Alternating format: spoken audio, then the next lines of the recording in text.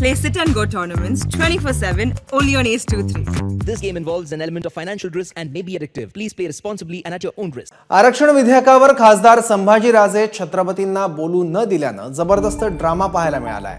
राज्यसभेत संभाजीराजे छत्रपतींच्या मदतीला शिवसेना खासदार संजय राऊत धावून आले. रीतसर विनंती करून सुद्धा भाजपच्या यादीत वक्ता म्हणून संभाजीराजे यांचं नाव नव्हतं.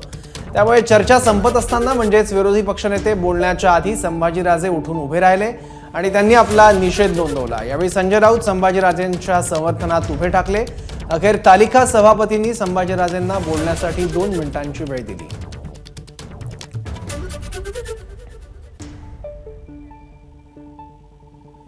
तर राज्यसभेत झालेल्या गोंधळाच्या वेळी संभाजीराजेंच्या मदतीला संजय राऊत कसे धावून आले पाहूयात. Listen to me. Sanjay ji, आप मेरी बात सुनेंगे. I am allowing him, मैं कह रहा हूं, मैं वही चीज कह रहा हूं संजय जी मेरी बात तो सुन लीजिए.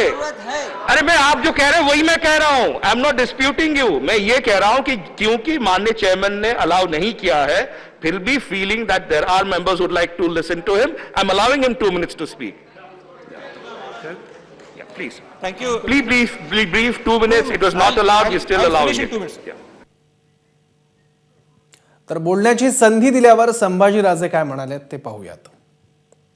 If the state declares the Maratha or any other communities as SCBC, but at the same time the 50% quota is already consumed by the state. It also says in Indra Sani judgment, you cannot exceed above 50% unless the state has extraordinary situation like for far-flung corners and the remote areas. Sir, I have 2 suggestions if we have to solve this problem. The first is, under exceptional conditions and circumstances, the state shall refer the classification done to the central government to increase the limit to 50% so it can be enjoyed by SCBC class at large across India, sir. My second and very important suggestion, sir, which I'll finish in 10 seconds.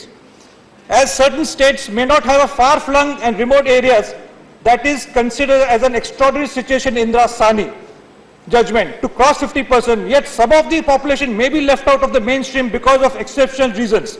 The state should be allowed to consider this criteria as extraordinary, sir. Thank you, sir. Thank you very much.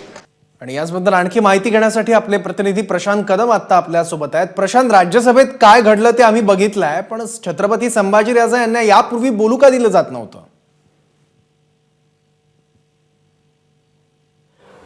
Saurabh, खरं तर एखाद्या विधेयकावरच्या चर्चेमध्ये कोण कोण भाग घेणार याची यादी आधीच ठरत असते.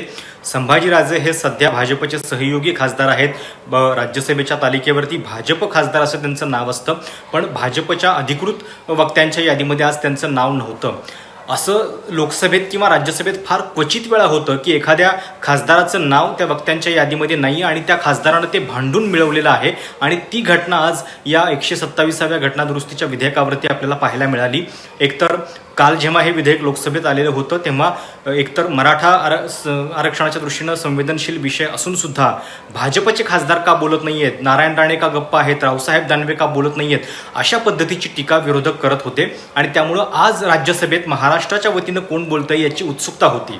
राज्यसभेमध्ये बोलू शकणारे या विषयावरती 3 लोक होते. त्यापैकी एक म्हणजे नारायण राणे जे केंद्रीय मंत्री आहेत, त्याच्यानंतर उदयनराजे भोसले ज्यांना भाजपनं राज्यसभेवरती पाठवलेलं आहे, आणि तिसरं म्हणजे संभाजीराजे. पण यांच्यापैकी कुणाचंही नाव यादीमध्ये नव्हतं. उदयनराजे भोसले हे तर चर्चेच्या वेळी सभागृहामध्ये उपस्थित सुद्धा नव्हते. आणि नारायण राणे जे की मराठा आरक्षण समितीचे राज्यामध्ये अध्यक्ष होते, त्यांना ना लोकसभेत संधी मिळाली ना राज्यसभेत संधी मिळाली. या पार्श्वभूमीवरती संभाजीराजेंचं काय होणार हा प्रश्न होता. संभाजीराजेंनी आधीच पत्राद्वारे विनंती केलेली होती की मला या विषयावरती बोलू द्या. आणि ज्यावेळी ही चर्चा संपत आली साधारणपणे 4 तासांच्या नंतर, जेव्हा विरोधी पक्षनेते बोलायला उठले त्याच्या आधीच संभाजीराजे उठले आणि त्यांनी सांगितलं की मी छत्रपती शाहूंचा वंशज आहे आणि ज्यांनी देशामध्ये पहिलं आरक्षण दिलं त्यांचा वंशज असल्यानं मला किमान या विषयावरती आपलं म्हणणं मांडण्याची संधी द्यावी. आता याच्या पुढचा अजून एक आश्चर्याचा भाग हा होता की संभाजीराजेंच्यासाठी सगळ्यात आक्रमकपणे बॅटिंग करताना दिसले ते शिवसेना खासदार संजय राऊत. म्हणजे भाजप खासदाराला बोलू द्यावं याच्यासाठी शिवसेनेचे खासदार भांडत होते आणि संजय राऊत इतक्या तावातावाने त्याप्रमाणे म्हणजे संभाजीराजेंना बोलू द्यावं अशी मागणी करत होती की स्पीकर जे आहेत चेअरवरचे ते सुद्धा संजय राऊत यांना शांत करताना दिसत होते. या सगळ्या गदारोळानंतर शेवटी त्यांचा हा लढा छोटा यशस्वी झाला आणि संभाजीराजेंना 2 ठीक आहे. मिनिटं बोलण्याची संधी मिळाली. त्यामुळे बरोबर. अतिशय जबरदस्त हा ड्रामा हा राज्यसभेत आपल्याला आज पाहायला मिळाला. बरोबर, धन्यवाद प्रशांत या सगळ्या माहितीबद्दल. एबीपी माझा, उघडा डोळे बघा नीट.